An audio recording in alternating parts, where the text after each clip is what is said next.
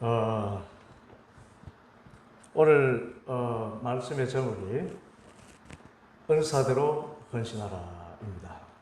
우리 함께 합시다. 은사대로 헌신하라. 은사대로 헌신하라. 자, 헌신이 뭐죠? 헌신을 한마디로 하면 몸을 드리는 것입니다. 몸을 드리는 것. 주님의 일을 위하여서, 또 가정에 하나님의 나라 일을 위해서, 남편이 아내를 위해서 몸을 드리고, 아내가 남편을 위해서 몸을 드리고, 자식이 또 형제간에서도 몸을 드리고, 교회에서는 우리 성도들이 주님의 교회를 통해서 하나님이 큰 일을 이루시도록 각자의 여러 가지를 드리는 것입니다. 그런데 헌신하는데 그 재료가 뭔가 하면 그것이 은사입니다. 은사는 저의 스승 은사 이수영 목사님을 말하는 그런 은사가 아니고, 오늘 말씀에 보면 그 은사의 뜻이 나와 있습니다. 로마서 12장 3절부터 8절, 여러분 우리 함께 다시 읽습니다. 나는 내가 받은 은혜를 힘입어서 여러분 각 사람에게 말합니다.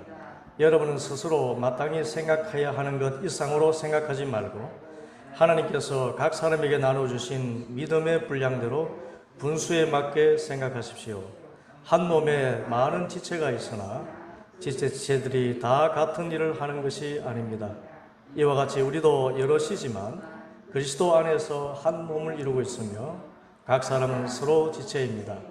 하나님께서 우리에게 주신 은혜를 따라 우리는 저마다 다른 신령한 선물을 가지고 있습니다. 아멘. 예. 자, 여기에서 은사가 무엇인가에 대한 말씀을 우리 6절에 주셨어요. 은사가 뭘까요? 예, 주신 은혜를 따라 신령한 선물.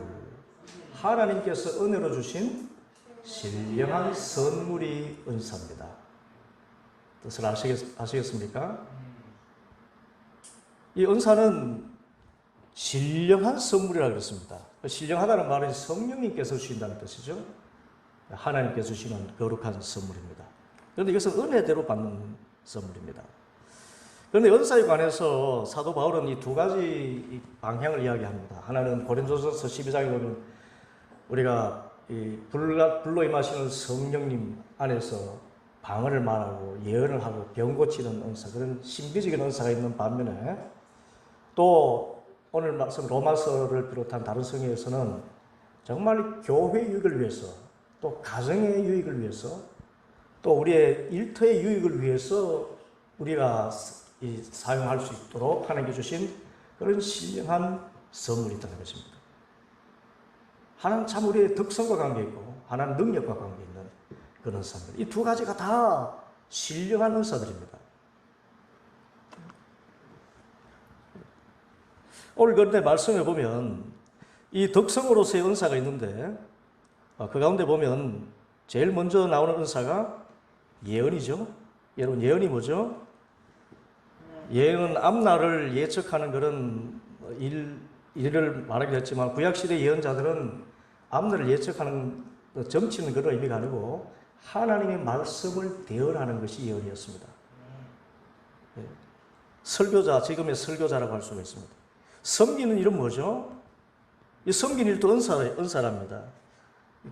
주일에 이렇게 주보 나눠주는 일하고, 또 뭐 영상을 촬영하고 편집하는 일, 이것도 다 섬기는 일인데, 이것은 초대교회에서 이렇게 특별히 강조한 은사지요. 이것은 각 가정교회에서 지금으로 말하면 우리 구역장 또는 집사님 또는 권사님 같은 그런 직분을 맡아가지고 봉사하는 그 일이 섬기는 일이었습니다.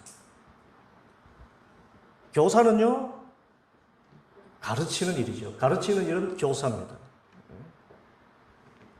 이 권면하는 일은 뭘까요? 권면 그러면 생각나는 게 뭡니까? 지금으로, 그런데 이제 성경적인 의미에서 보면은 권면은 상담입니다. 경청하고 하나님께서 치유해 줄 수 있도록 그 말씀을 주시는 것, 이것이 상담입니다. 또 그런데 이 가운데 나눠주는 일도 은사랍니다. 나눠주는 것. 그럼 나눠주는 일이 뭘까요? 나눠주는 일은 영어 성경에는 the gift of giving 그랬습니다. giving. 주는 은사라는 것입니다. 아주 베푸는 은사인데 특별히 은사로서의 나눠주는 일은 교회 개척이나 선교를 위해서 크게 물질로 섬기는 것. 그것이 나눠주는 은사입니다. 이 경우에는 하나님께서 이 사업을 잘 되게 하는 그런 일까지 함께 더불어 주셔요. 제가 세문학교에 있을 때 의료선거부 우리 의사들 한 30명과 함께 코트 디부아르에 있는 아베장 한인교회를 가서 단기 선교를 한 적이 있습니다. 그 한인교회 담임 목사님이 백성칠 목사님이라고 세문학교의 백성의 집사님, 지금도 우리 교회를 위해서 기도하고 후원하시는 분이죠. 이 백성의 집사님의 동생입니다. 그 동생인, 이분은 집사님인데 동생이고, 그 동생은 아베장 한인교회에서 교회를 100여 개나 개척했어요. 그 코트 디부아르뿐만 아니라 저 남아공에서부터 시작해서 아프리카 전역에 교회를 개척했습니다. 그런데 이 교회를 개척하는데 목사님이 세운 게 아닙니다. 사실상 그 교회를 세우면서 그 교회의 김평일 장로님이라고. 이분이 가발 공장을 했어요. 여러분, 아프리카에서 가발 공장이 그렇게 잘 된답니다. 여러분, 사업 하려면 아프리카 가서 가발 공장. 아프리카 사람들은 머리카락이 꼬불꼬불한데 이것이요, 이 머리 속으로 아주 들어간답니다. 그래서 머리 종양이 생기고요, 이렇게 두피 관리가 힘들대요. 그래서 이것을 밀고 거기다가 가발을 하는데 그 가발이 얼마나 잘 되는지. 그런데 이 사업으로 성공한 이 모든 것을 그때마다 교회를 개척해요. 현지인 교회, 그것도 한인교회가 아니라 아프리카 사람들을 신앙적으로 훈련시켜가지고 이 아프리카 현지인 목회자를 키웠어요. 그래서 백성철 목사님은 그 아프리카 교단 하나 만들어서 총회장이 되고, 그래서 이 교회를 그렇게 100여 개 이상 개척한 것입니다. 지금도 계속 개척하고 있어요. 이런 은사, 이것이 나눠주는 은사입니다. 그래서 여기서 성령님께서 하게 하시는 그런 큰 그릇이 될 때 가능하죠. 이런 은사가 있습니다. 그리고 지도하는 일도 은사라 그러죠. 지도하는 일이 뭘까요?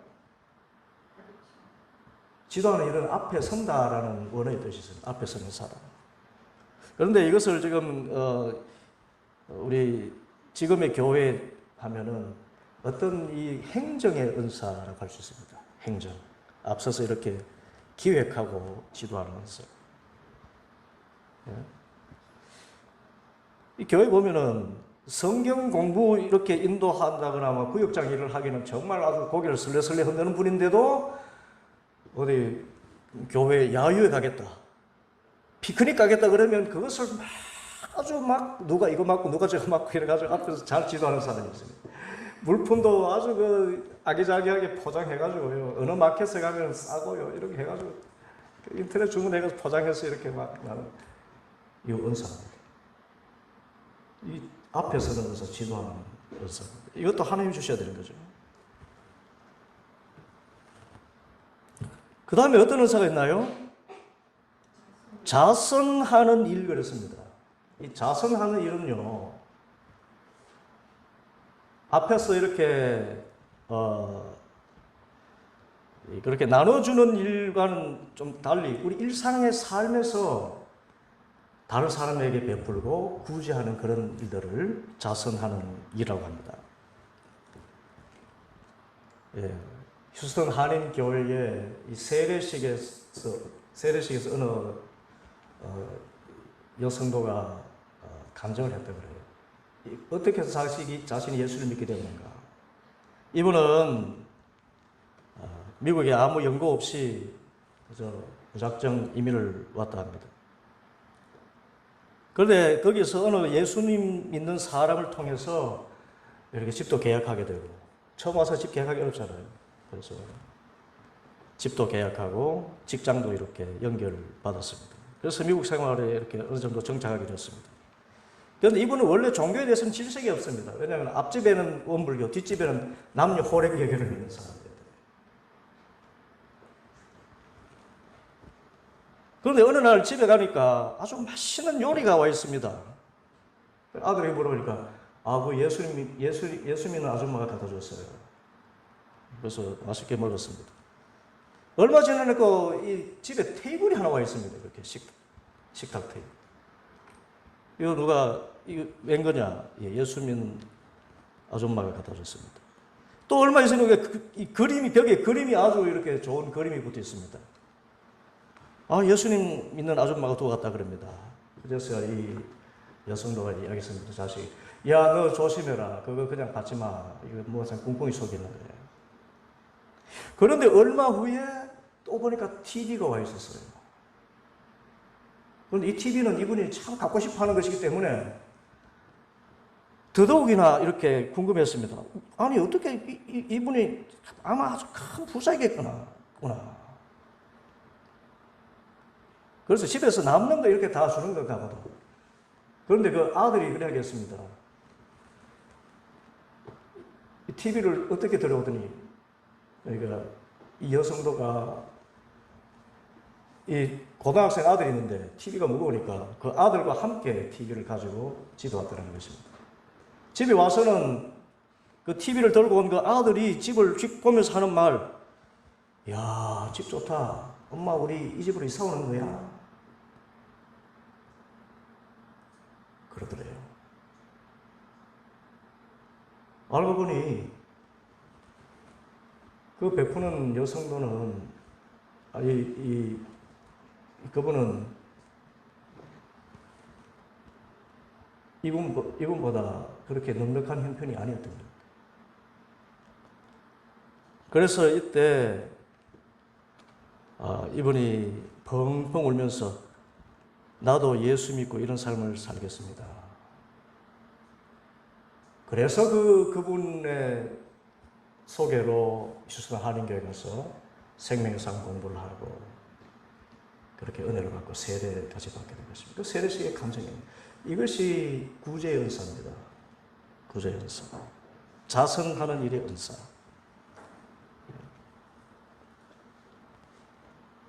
교회는 이런 은사를 가진 사람들을 통해서 덕스럽게 됩니다. 아주 은혜롭게 돼요. 교회가 건강해지고 기쁨이 있고 은혜가 넘치는 것, 이런 은사입니다. 신비적인 은사만이 아니라 이런 덕성과 관계된 은사로 인해서 교회가 단일만 나는 것입니다. 이야, 교회가 이렇게 좋은 것입니다. 예수 믿는 게 이렇게 좋은 것이다. 그러면 하나님께 주신 이 신령한 선물의 특징이 뭘까요? 그 첫째는 어떤 은사이든지 주님의 몸을 세우는데 요긴하다는 것입니다. 어떤 사람이 어떤 큰 자질이든 작은 자질이든 오히려 작게 여겨지는 그런 보이지 않는 그런 이 봉사들이 오히려 주님의 몸을 세우는데 요긴하다는 것입니다. 고린도전서 12장 14절 몸은 하나의 지체로 되어 있는 것이 아니라 여러 지체로 되어 있습니다. 그렇게 말씀하고 고린도전서 12장 22절에는 그뿐만 아니라 몸의 지체 가운데 비교적 더 약하게 보이는 지체들이 오히려 더 요긴합니다. 여러분 몸 가운데 지금 제일 약한 게 뭔가요? 그게 제일 중요해요.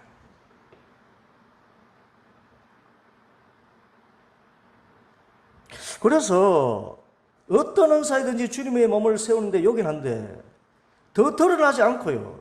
신비적인 은사는 드러나지 않습니까? 그런데 이 덕성과 관련된 은사들은 잘 드러나지 않고요. 낮은 자리에 이름도 없이 빛도 없이 그를 행하는 그런 일들. 이 굳은 일, 이런 것이 주님을 몸을 세우는데 더 요긴하다는 것입니다. 그래서 작은 은사라고 해서 내가 하는 일이 참 작은 일이고 거드는 일이라고 해서 이것이 이런 하나님의 선물이 아닌 것이 아니라 오히려 이 시대는요, 이런 꾸준 일, 낮은 자리, 섬기는 일을 하는 사람이 갈수록 찾기가 힘들어지는 세상입니다. 두 번째, 이 하나님께 주신 신령한 선물은요, 예수님을 믿을 때, 아니 또 남에서부터 한 가지 이상 다 가지고 있습니다. 모든 사람이 다 가지고 있어요.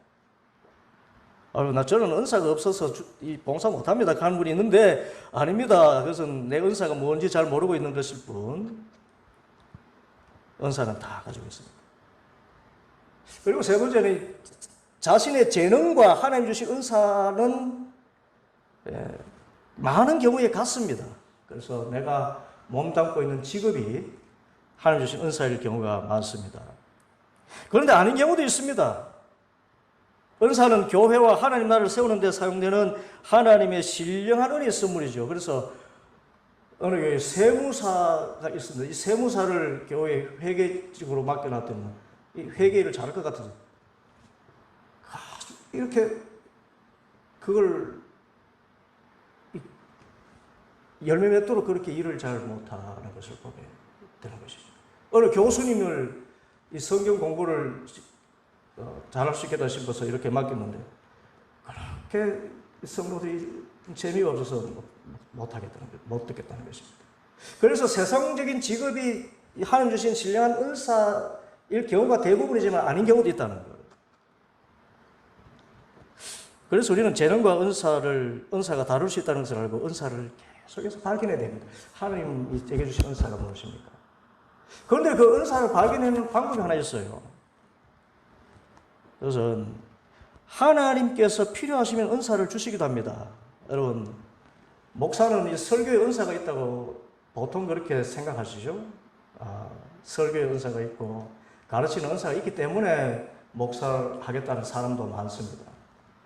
그런데요, 저의 이 30년 목회 경험상 물론 이 은사를 주님께 주시기도 하지만 그 자리에 맞게 주님께서 말씀 전할 수 있는 은사를 주셔요. 하나님의 필요에 따라서. 제가 예전에 장안제일교회에서 사역할 때요. 그 강단에 서면요, 정말 힘이 오고 말씀의 샘이 계속해서 솟아났습니다. 이 장안제일교회에 합당한 양들을 먹이는 그런 그 말씀이 무엇인가, 이것이 막 생각이 떠오르고 영감이 오고 말씀을 드렸습니다. 위임의 부결되면서 그 영감이 떨어지는 거죠. 더 이상 이들을 먹일 그런 양식이, 그래서 영감이 70%로 떨어졌어요. 그래서 하나님께서는 하나님의 필요가 느껴질 때, 주님의 몸인 교회를 세우는 것이 하나님의 필요 아닙니까? 하나님의 필요가 느껴질 때 그냥 누군가 하라 그러면 하면 하나님께서 그 은사를 주셔요. 순종하면 은사가 와요. 은사를 받아서 주 일을 하는 것도 있지만 주님 일을 하려고 나가면 은사를 주님께서 주신다는 것입니다. 그러면 내게 주신 하나님의 은사가 뭔가, 이것을 어떻게 발견합니까? 이제 이 맡겨지는 일들을 계속 하다 보면 은사가 발견되는데, 그 첫째는 이 하나님의 은사는 하면 편해요. 하면 어떻다고요? 편합니다. 저는 이 말씀 전하면 편합니다. 가르치는 것이 참 편해요. 편하고. 기도에 인도하면 참 편합니다. 찬양할 때 참 편해요. 그리고 둘째는 열매가 있습니다. 예. 이 성경 공부를 하면 많은 사람들이 좋아했습니다. 세문안교회 사임할 때, 제 자랑 못해서 제대로 죄송합니다. 목사님 성경 공부반이 사라지는 것이 너무 아쉬워가지고 엉엉 우는 성도들이 있었습니다. 언제 이런 말씀을 들을 수 있겠습니까? 이 세 번째는 남이 인정해 줍니다. 여러분, 저 찬양 잘합니까? 오늘 박수를 막 쳤잖아요. 남이 인정해 줘요. 이것이 하나님의 은사입니다. 예. 하나님께서 좋은 목소리를 주셨고, 이 찬양할 때 아주 영감이 실려져요. 그 영감이 실려져요. 그래서 그것을 이 성도들이 찬양을 드리면서 인정을 하게 되는 거예요. 여러분도 마찬가지입니다. 다른 사람이 인정해 줘. 아, 저분은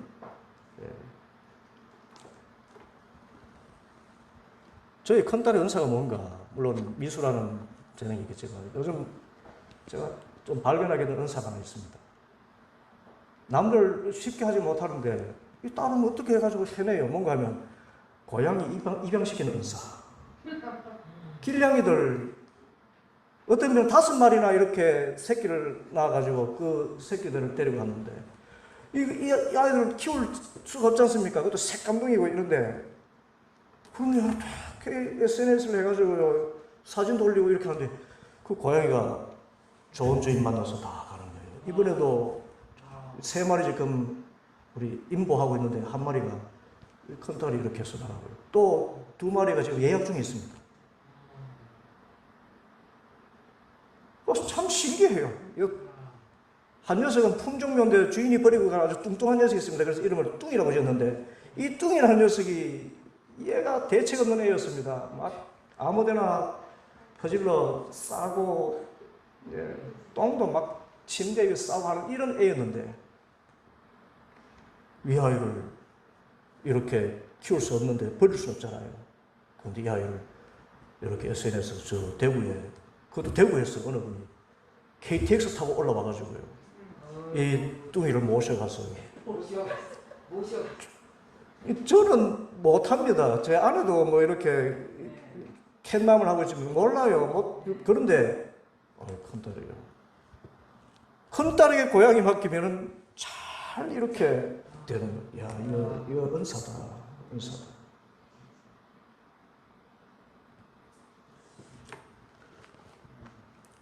그러면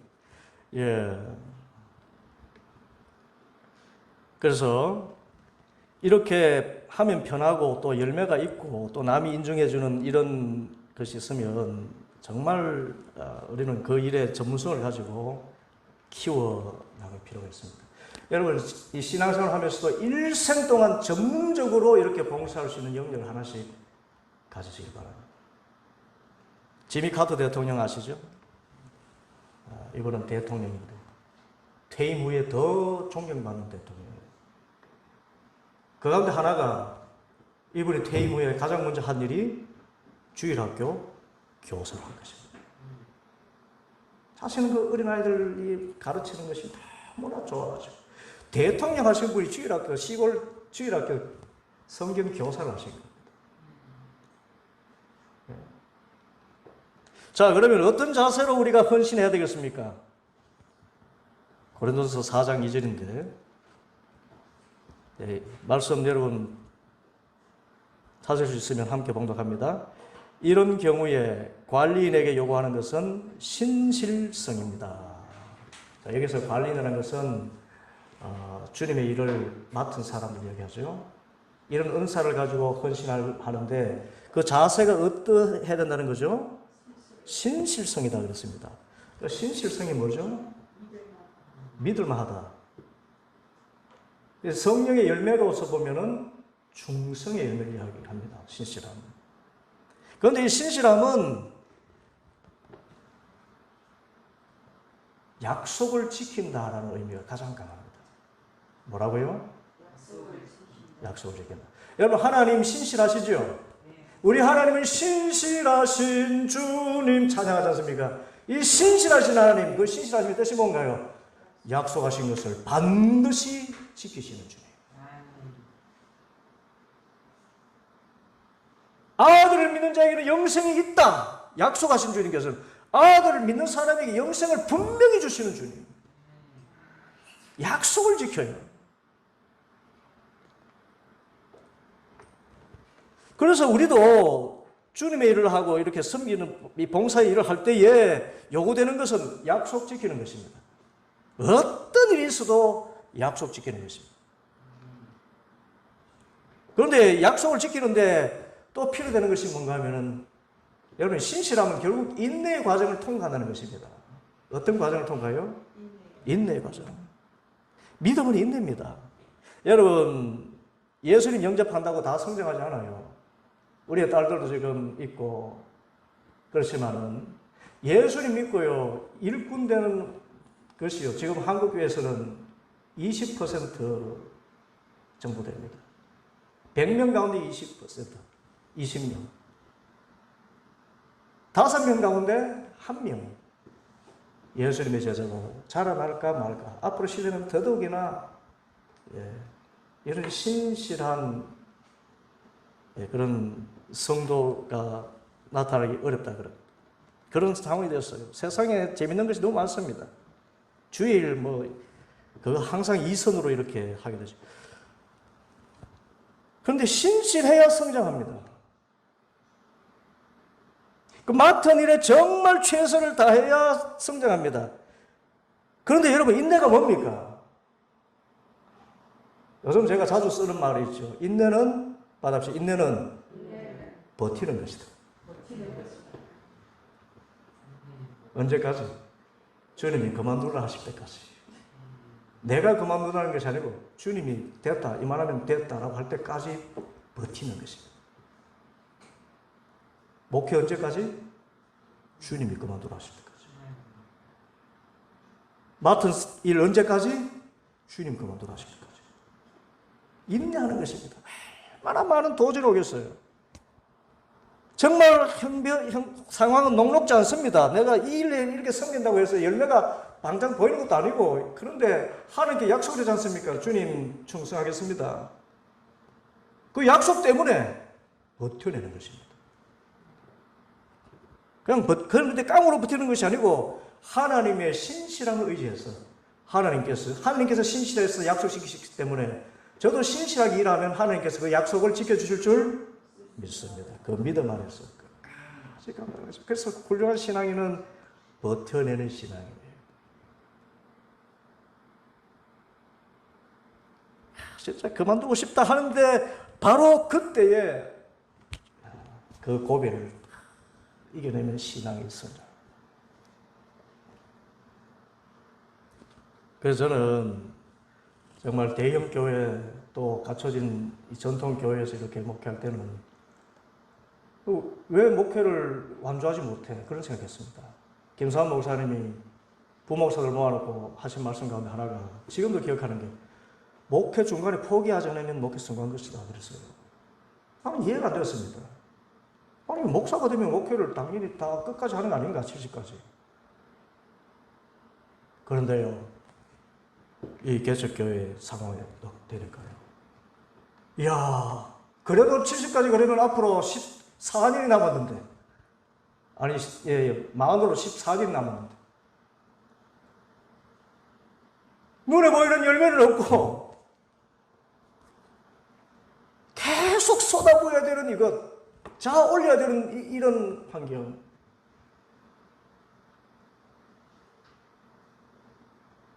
육체적인 일도 감당해야 되고 영적인 일도 감당해야 되는 이런 이중적인 어떤 여러 상황에서 그렇게 보면 목회를 끝까지 사도 바울처럼 내가 달려갈 길을 마치고 믿음을 지켰다. 이것 하나로 의의 면류관이 내게 예비되었다.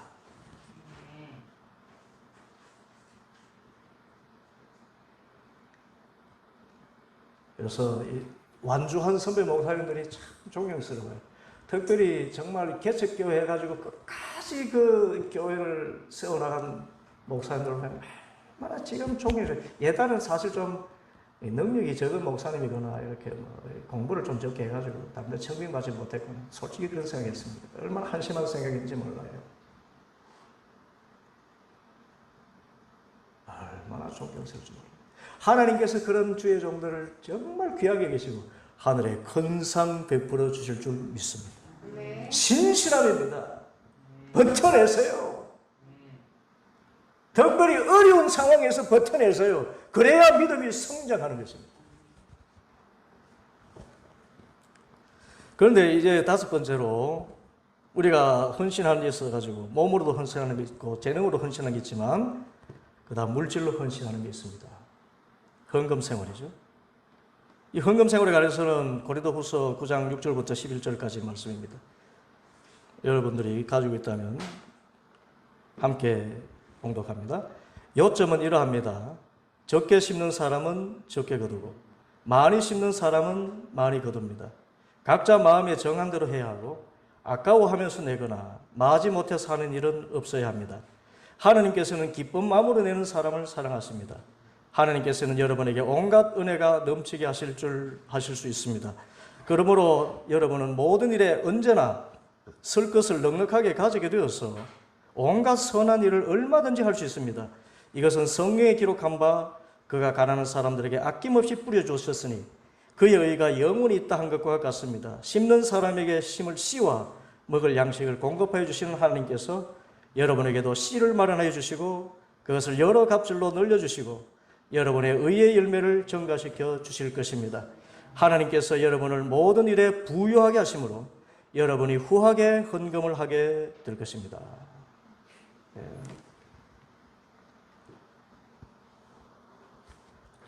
참 헌금 부담되는 말씀이죠. 사실 헌금은 의무라기보다 여러분 기쁜 마음으로 헌금하십시오. 이 말이 더 부담이 됩니다. 여러분 이 시대에 하나님과 맞서 딱 서 있는 존재가 하나 있어요.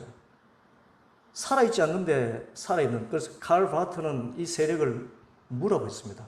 문 없는 거 아닙니까? 없는데 엄연히 역사하는 세력이 있어요. 하나님과 동등하게 대적할 수 있는 세력. 돈입니다.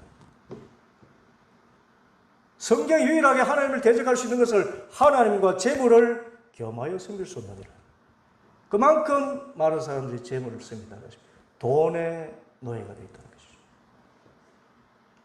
그런데 이 돈에 대하여서 자유로운 것이 우리의 신앙생활의 열매고요. 돈을 누릴 수 있는 것이 신앙생활의 열매입니다. 그 방법이 바로 헌금생활이 있어요. 헌금생활은 하나님 뭔가 부족하거나 아쉬워가지고 그 하나님이 꿀꺽 삼키시려고 그게 헌금하라는 것이 아니지요. 헌금의 중요한 목적은 고아와 과부와 나그네를 구제하는 일과 그 다음에 레위지파들 주님의 일을 하는 복음 선교하는 목회자와 선교사들을 위해서 사용하도록 그런 의미에서 헌금하라고 하신 것이죠.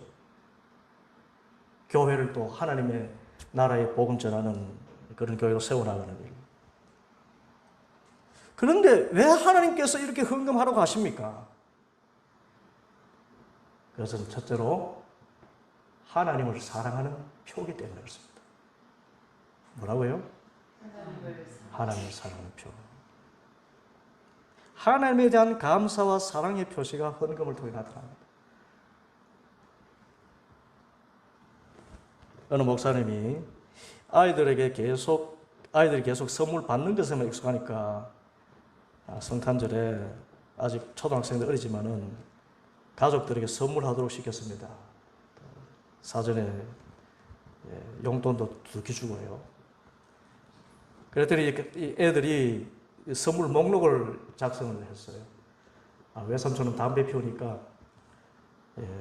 치약을 준비하겠다. 할머니를 위해서는 스타킹을 좀 준비해야 돼요. 그러면서 아빠한테 묻으랍니다. 아빠 뭐 해드릴까요? 그래서 아빠가 면도 후에 애프터 쉐이빙 로션 좀 사줘. 그랬답니다. 너희 감당할 수 있을 것 같았어. 그런데 어느 날 아이들이 매장에 가다 봅니다. 매장에 가서 애프터 쉐이빙 로션 이렇게 찾아보니까 5,000원이나 되는 거예요. 애들 눈에는 크게 보이는 거 아닙니까? 그래가지고 아빠한테 하는 말, 아빠 죄송해요. 저희들은 한 1,000원 예상 있는데 5,000원 하니까 너무 커서 못하겠어요. 그때 이 목사님이 웃으면서도 참 서글픈 겁니다. 야, 그 전에 내가 너희들 용돈을 얼마나 줬는데.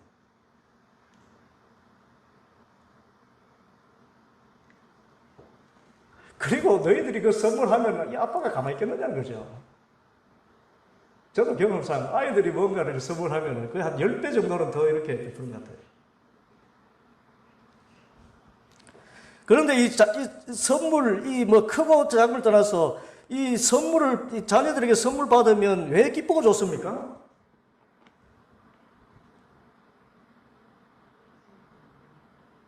사랑의 표현이잖아요. 하나님 사랑하는 마음이 이 헌금으로 표현되는 것입니다. 주님의 일에 사용되기를 원하나이다. 주님이 사용합니다. 둘째는 믿음의 표현입니다. 어떤 표현요? 오늘 말씀 보면 사도 바울이 최상급의 표현이에요. 이 헌금생으로 돼가지고 8절 보면 하나님께서는 여러분에게 온갖 은혜가 넘치게 하실 수 있습니다. 최상급이죠. 그러므로 여러분은 모든 일에 언제나 쓸 것을 넉넉하게 가지게 되어서 온갖 선한 일을 얼마든지 할 수 있습니다. 하나님께서 이 헌금 생활을 통해서 하나님께서 우리가 더 풍성하게 주님께 드릴 수 있도록 우리의 사업을 책임져 주실 뿐만 아니라 온갖 선한 일을 잘할 수 있도록 행하실 것이라는 것. 그 믿음을 가지고 헌금하는 것입니다.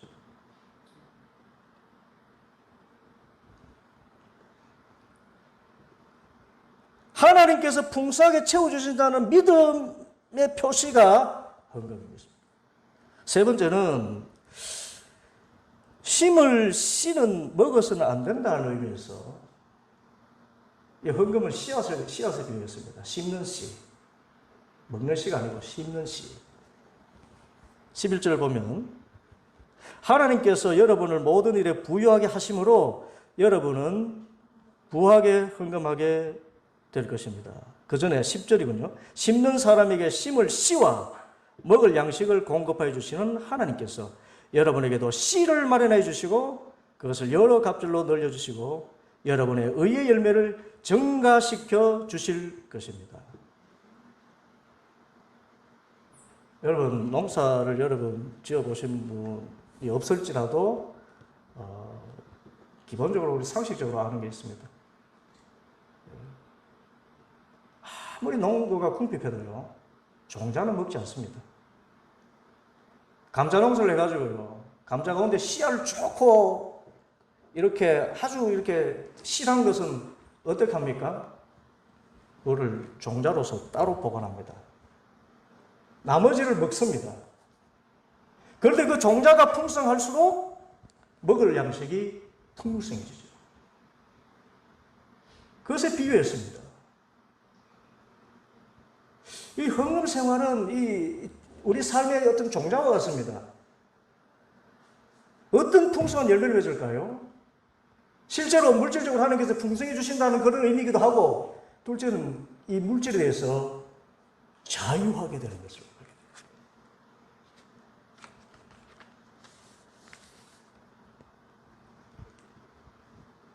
이 많은 사람들이 이 돈이 하나님이 되어 있는 삶을 살고 있습니다. 돈 때문에 즐거워하고 돈 때문에 고민하죠.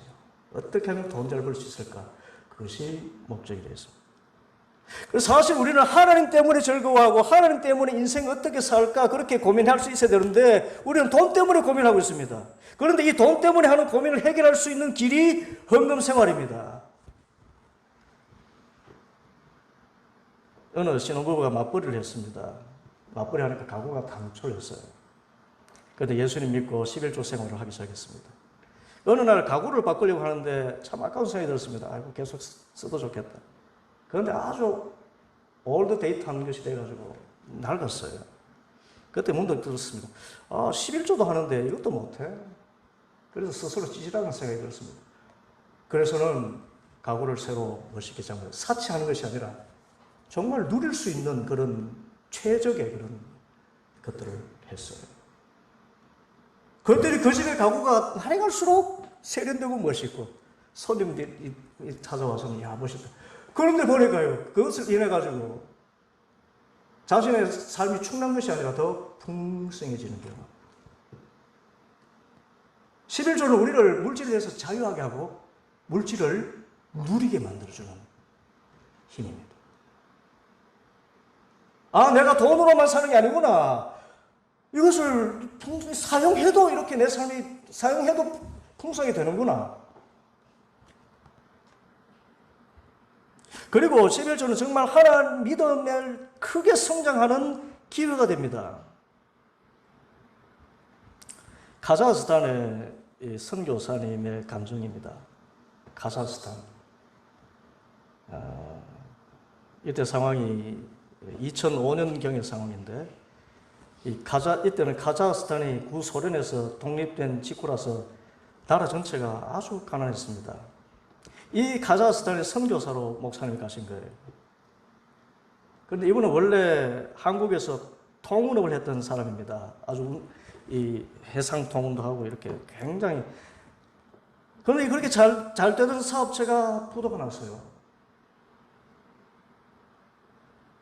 그때 이분이 자기에게 이렇게 돈을 빌려준 사람들을 찾아가서 간곡하게 참 사정을 했습니다. 어떤 일이 있어도 이 빚을 갚겠습니다. 그러니까 나를 감옥에만 보내지 말아주십시오. 이 자세에 감동받은 이 체주들이 돈을 더 빌려줬습니다. 그래요. 당신 사업 일으켜서 갚으라. 그래서 열심히 일해가지고요, 사업에 재개해서 다 갚았어요. 다 갚고 나서 사람이 돈으로만 사는 것이 아니라 이런 신의로 사는구나. 그래서 이런 신실함, 신의를 가르치고자 하는 복음 전하는 일을 해야 되겠다. 그래서 카자흐스탄으로 선교사를 자청해서 갔습니다. 그런데 이분은 처음부터 돈으로 하는 선교가 아니라 복음으로 하는 선교를 하겠다고 선을 했습니다. 다른 선교사들은 이 구호 활동부터 문제였어요. 이렇게 물품 나르고 병원, 의료 봉사하고. 그런데 이분은 생명의 삶 공부부터 시작했습니다. 말씀 공부. 하나님 말씀이 들어가야 변화된다는 것. 그리고 세례 베풀 때는 꼭 11조를 서약하게 했습니다. 근데 어떤 자매가 예수님 영접하고 이제 서약을 하는 자리에 있었습니다. 그런데 이분은 카자흐스탄 안에서도 참 힘든 삶을 사는 여성이었는가 봐요. 하소연했습니다. 저는 직업도 없고 빚더미 가운데 있습니다. 제가 어떻게 11조를 합니까? 저 같으면 한 법에 넘기고 여유가 생기면 하십시오. 이렇게 하겠는데, 이 선교사님은 체험이 있기 때문에 확신을 가지고 있습니다. 당신 그래도 먹고 살지는 않소. 한 달 식비가 얼마요? 5만 원 갖고 생활합니다. 그러면 5천 원 11조 드리시오. 참 더 놀라운 것은 이 여성분이 그렇게 하겠다고 약속을 했어요. 그래서 얼마 못 갔어요. 그 카자흐스탄 선교지 교회에서 가장 잘 살게 됐습니다. 주얼리 스토어를 5개나 가지게 되고요. 이후에 교회가 건축할 때 제일 많은 헌금을 하게 되었습니다. 여러분, 헌금 생활하는 것은요, 결국은 하나님께서 우리에게 물질의 종이 되지 않게 하시는 자유를 주시는 것과 정말 우리의 삶이 부유해서 먹을 양식이 풍족하게 되는 것, 그래서 종자 씨앗을 그것을 주님께서 맡겠다는 그런 뜻입니다. 요즘 교회에서 헌금 이야기하면 아주 목사 자체를 싹고 내려보고 성경 말씀 가르쳐야 돼요. 11조는 하고 안 하고의 의무감이나 죄책감이 문제가 아닙니다. 헌금도 마찬가지입니다. 하고 안 하고의 의무감이나 죄책감이 문제가 아니라, 여러분 정말 마음에 하나님 사랑하는 마음이나 또는 믿음이 없다면 헌금 생활 하지 마세요. 그런데 분명히 말씀드릴 수 있는 것은 그렇게 하면 절대로 믿음이 성장하지 않습니다. 하나님의 그 능력을 체험할 기회를 얻지 못해요. 우리의 자녀를 또 키울 때에 성경 말씀은 오늘 요 말씀 딱 들은 것 같아. 어떤 딸이 이제 이렇게 알바 해가지고 11조 대라 하니까, 성경에도요, 하나님께서 아까워서 내거나 마지못해서 하는 일은 없어야 됩니다. 하나님께서는 기쁜 마음으로 내는 사람을 사랑하신다 하던데요. 이렇게 저게 달려들어요.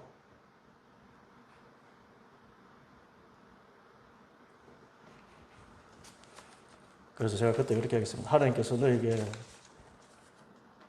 종자를 먹었을 때에 네 삶이 얼마나 네가 생각하는 대로 그렇게 잘 풀리지 않고 오히려 다른 곳에서 큰 손실을 입게 하실 수도 있다.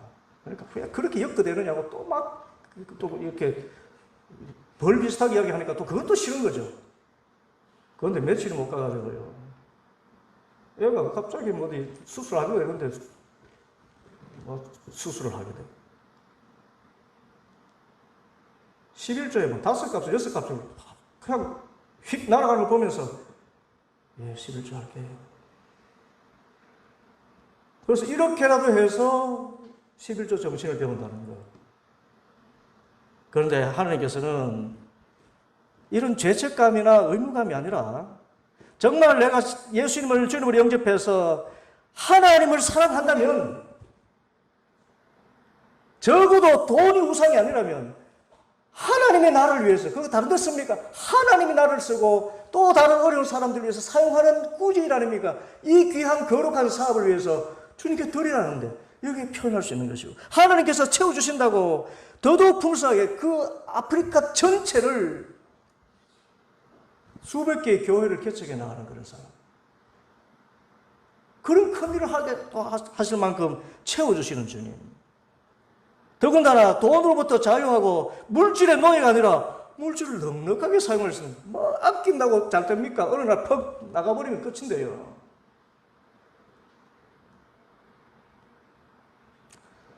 가장 중요한 것, 하나님의 능력을 체험하고 믿음이 성장하는 기회가 된다는 것. 받은 은사대로 헌신하라. 우리 각자에게 주신 은사, 그 죄는 주님의 필요에 따라서 섬길 때 주님이 은사를 주시고 또 신실하게 버텨냈어요. 끝까지 하나님과 약속을 지키고, 그리고 이 물질의 종이 되지 말고 하나님의 사랑을 표현하고 믿음을 표현하고, 그렇게 해서 정말 자유한 그리스도인, 그리고 생명력 넘치는, 또 실제적으로 현실에서 풍성하게 채워지는 은혜를 마음껏 누리며 살아가는 우리 성도들 되기를 축복합니다. 예, 기도하십시다. 우리 기도.